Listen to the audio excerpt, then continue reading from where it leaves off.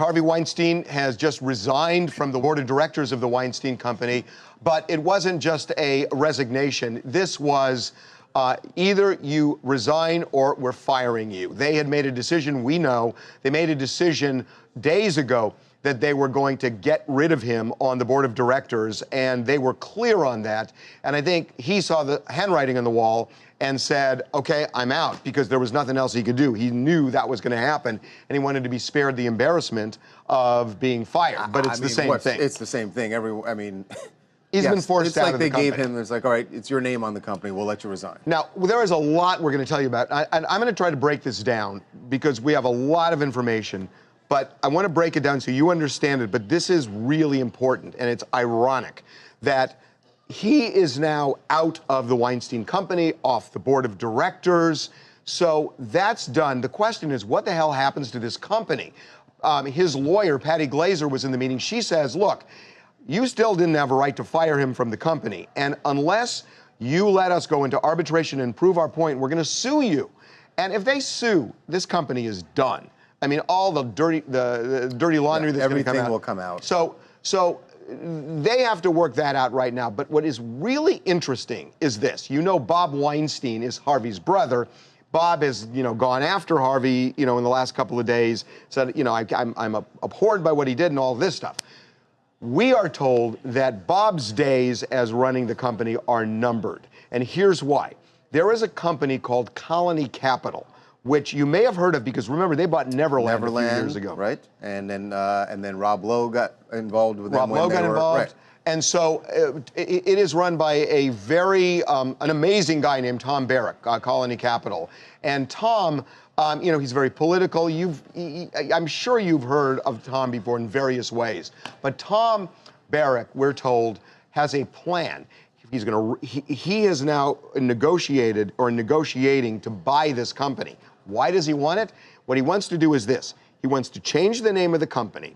He wants to bring in a partner like William Morris Endeavor, CAA, one of these big companies, MGM, and he's going to bring one of them in and say, look, there's a new sheriff in town, and the most valuable thing that company has going for it is the TV business. So what they want to do is see if they can generate money by getting these TV shows back where all these platforms bailed on them with the scandal, and they can start making money again. And the irony is it's going to benefit all the women who are going to make claims against the company based on Harvey Weinstein's sexual assault, because there's going to be some money to pay out. So he's actually going to make money that will probably go to some of these women.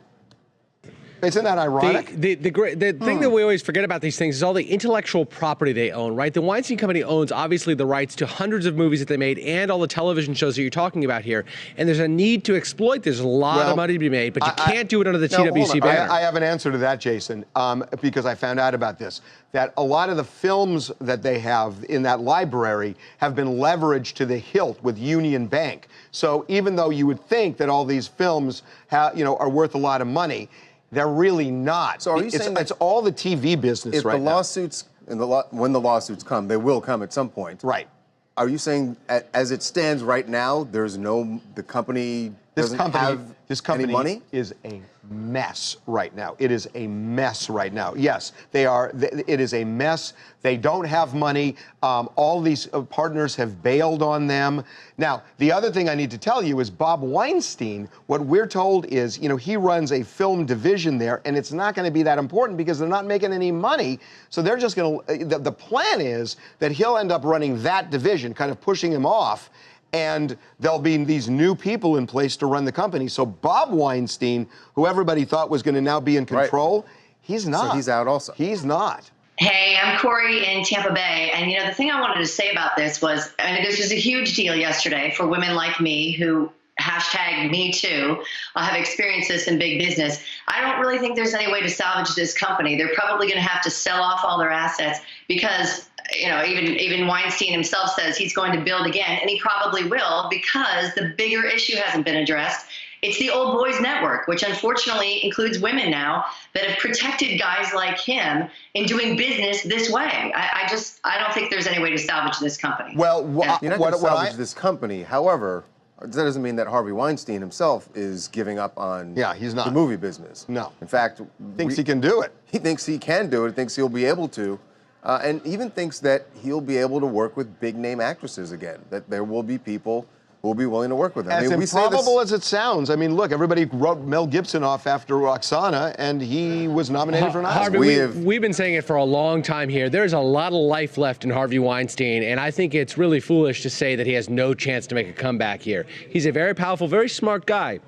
Good movie man, knows what he's doing, has a lot of money, and I think if he wants to get a film done, he can get it done. Jason, I agree with everything you said except the last thing. Has a lot of money. I don't think that's true. You don't think he walked away with eight-figure income, eight-figure wealth, at least? Jason, these movies didn't make that much money. They made very little money. So basically, they were getting loans out to make each movie. Leveraging things. Right.